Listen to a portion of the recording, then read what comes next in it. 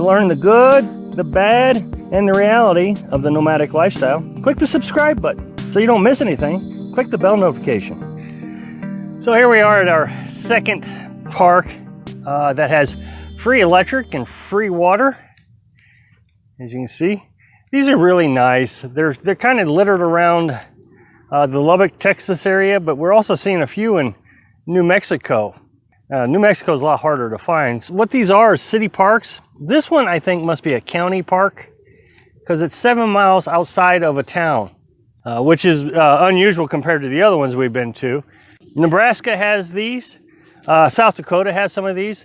They're not very often, but you know, you can stay here 3 to 5 days. It's got trash. Behind that tree, you might be able to see some bathrooms, and they're clean. And behind the bathrooms, you'll see this lake people can fish at. Really do enjoy these. Sure does make the lifestyle a lot easier to endure during the upcoming winter months. Some of these locations request that you give donations. Please give a donation. These things are just too fantastic to lose. Sure does make the lifestyle easy. And I'll tell you something else that makes the lifestyle real easy is when you're a criminal doing it. I'm seeing it everywhere. I just reported the other day that the Prescott National Forest is closing down dispersed camping along a 17-mile strip from Cottonwood to, I think it's called Camp Verde or something like that, Verde something. They're shutting it down because people are staying past the 2-week limit, and a variety of other reasons. But the 2-week limit is the one that gets me. I hear so many people telling me on Facebook how easy it is to live in a nomadic lifestyle. And it is easy. It's real easy if you never have to move or you don't move. And I know this because we were in Florida for 3 months at the Apalachicola National Forest. Now, during the winter, from October to February, you can stay in the Apalachicola National Forest the whole time because it's hunting season. And yeah, I invite you to look it up if you don't believe me. You can stay there. And I think you can also do that at the Osceola National Forest and the Ocola National Forest. But once it's over with, you have to leave. Now here's the thing, and you can look this up too. When you are in the Apalachicola National Forest for 2 weeks, you have to leave the forest for 30 days, not the campground. And this is where the misconception is. And I know it's a misconception, and sometimes I think it's a deliberate misconception. So you got to look it up. So I've watched several YouTubers recently, and it's starting to occur to me, and other people are noticing too. So it wasn't just me, that's why I'm making this video. I've noticed a lot of people on YouTube are staying in the forest, at least the forest, if not the actual campground, for longer than 2 weeks.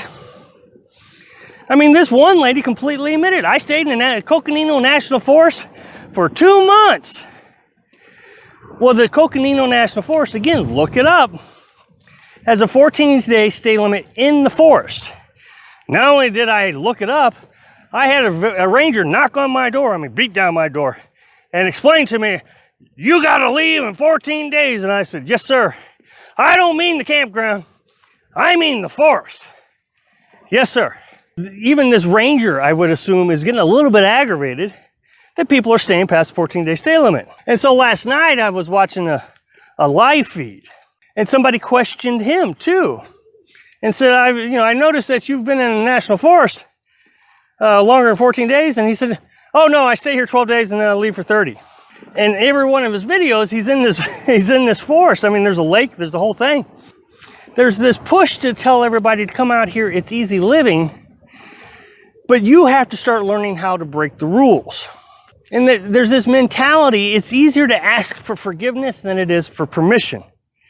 And I think this asking for forgiveness instead of permission is getting the van life shut down. And just as I reported a few days ago, campground after campground after campground is getting shut down. Think about it from this perspective. You are trespassing after 2 weeks. They said you can come, you can camp for 2 weeks, but if you stay longer than that, you're trespassing. And I recognize everybody thinks, well, it's public property. I can do whatever I want. You can come out there and follow the rules. But there are laws, there's things that govern a society. And the National Forest is governed by society. The primary mission of the National Forest is to protect the wildlife. The secondary mission of the National Forest is to ensure people can enjoy it. But if people are tearing it up, nobody can enjoy it, so they got to stop it. But I can tell you exactly where I've been for the last 2 months, campground by campground. And then you can go and look at each one of those and determine that I was in a different location. And so if somebody were to ask me, okay, where have you been? Where were you last week? Well, okay, I just got here today. I was over at a city park for 3 days. You can check my last 3 videos. You'll see the 3 days. I was walking around in the grass, and there's a park behind me, playground behind me.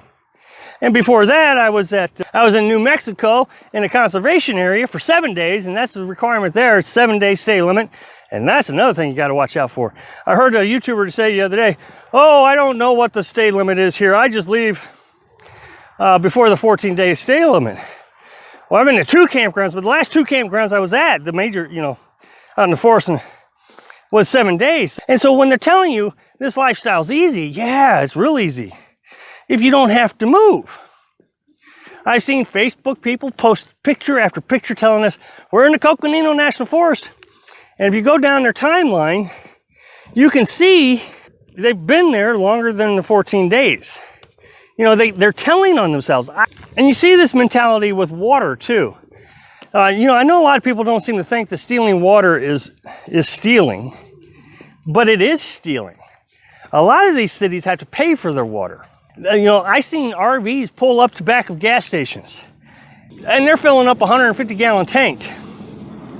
If they got to do that 2 or 3 times, that water bill starts to add up. But I've seen YouTubers say the same thing. They get on YouTube and say, okay, I'm at this museum. I mean, I was just blown away. He got on YouTube and said he's at this museum, and he fills up his water jug. And see, he says, you never have to worry about the little things. Well, finding water is really easy. Well, this museum was private property. He didn't ask anybody. It was closed for the winter. You could walk the grounds, but you couldn't go in the buildings. Look, no, being a nomad does not mean all of a sudden you get everything for free. It takes a lot of effort to figure out how you're going to move. Thanks for watching. Quick like if you like the video, and happy travels.